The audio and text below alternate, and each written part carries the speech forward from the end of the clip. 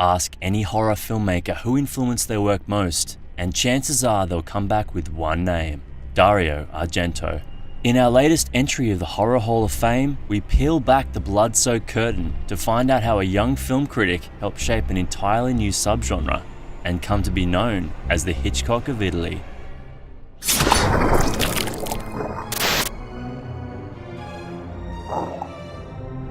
The son of a film producer, Argento's involvement with film started at an early age when he began writing film reviews for various magazines while still in high school.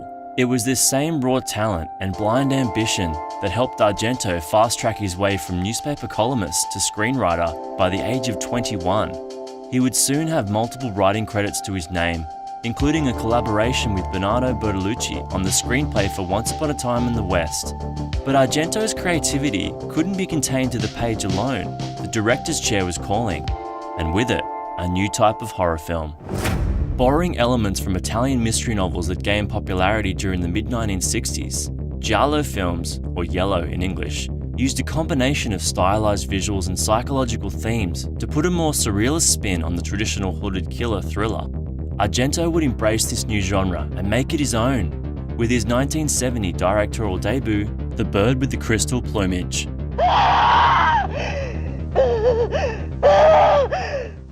Argento's film was the lightning bolt moment that changed the European horror landscape, and while a wave of imitators would soon follow, few would match the sheer audacity of Argento's work.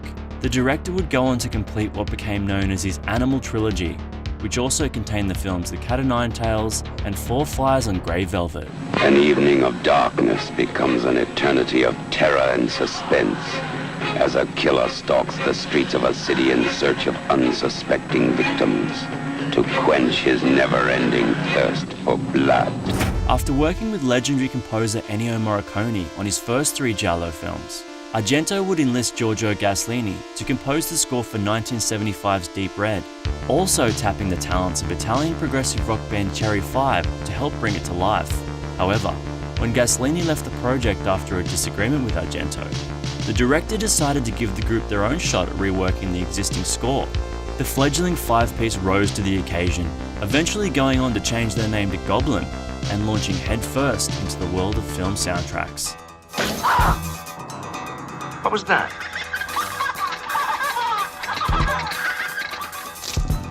By the time Deep Red was released in 1975, it was entering an already crowded market in Italy, but this didn't stop critics from labeling it the best giallo film yet, further showcasing Argento's work to filmmakers across the globe.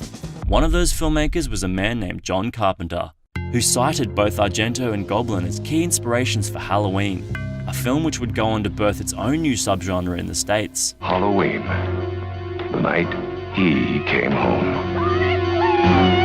The success of Deep Red would be followed 2 years later by another collaboration between Argento and Goblin, with the director co-writing a script with actress and partner Daria Argento, which became the celebrated cult classic Susperia. The film marks somewhat of a departure from the traditional giallo narrative, this time touching on more supernatural themes and featuring a vivid colour palette brought to life in glorious Technicolor. When I shoot this film, I have an idea inside me to do like a fairy tales for adults. Partly based on an old essay, it would form the first part of what the director called his Three Mothers trilogy, with each chapter focusing on a different ancient witch residing in a different city. The immediate follow-up Inferno saw the action move to New York, before the final chapter would see the story come to its conclusion with 2007's The Mother of Tears. The sought-after pairing of Argento and Goblin would go on to work on several other projects in the years that followed, most notably for the European release of George Romero's Dawn of the Dead. Dario Argento called me from Italy. He flew me to Rome. I sat in a little apartment and wrote that script. The running time of the film would end up being slightly shorter than Romero's version, and rather than featuring library music, Argento would work closely with Goblin to create an entirely new score. As the 80s rolled round, Argento was ready to return to the more traditional giallo style he had helped pioneer. First with the film Tenebrae, followed by 1985's Phenomena, featuring one of Jennifer Connelly's first on-screen performances. I love all of you.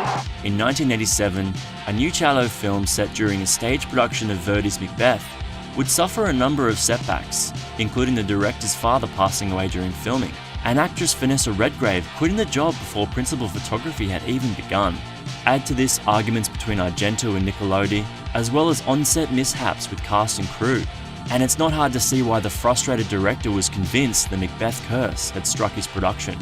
Luckily for Argento, the film didn't fare so poorly at the box office, with Opera proving to be one of his most successful cinematic ventures. The final note is a real killer.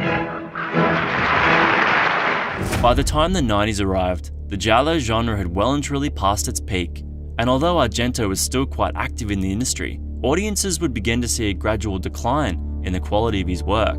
With the exception of 1996's The Stendhal Syndrome, which would be the second film to star his daughter Asia, and 2001's Sleepless, most of Argento's work since the golden age of the 70s and 80s was generally poorly received, but his hugely influential body of work was still front of mind for many, with the pull of one film in particular proving too enticing for one fellow filmmaker. When you dance the dance of another, you make yourself in the image of its creator. You empty yourself so that her work can live within you. Do you understand? Fresh off the success of Call Me By Your Name, director Luca Guadagnino's 2018 remake of Susperia was based on the original script Argento and Nicolodi had written back in the 70s, and sought to bring a new flavour to the beloved material. With all the things we love, somehow we want to possess them. I think this is a sort of ultimate act of love for Dario. The film proved polarising for many. Argento fell into the negative camp, telling an Italian radio station, "It did not excite me. It betrayed the spirit of the original film." Brutal. We have two Dario Argento. One is the director, and the other one is Dario Argento in the life. I'm like everybody. Although we mightn't have had a new film directed by the master of the thrill since 2012's Dracula 3D, there remains no other filmmaker on the planet who can do what Dario does.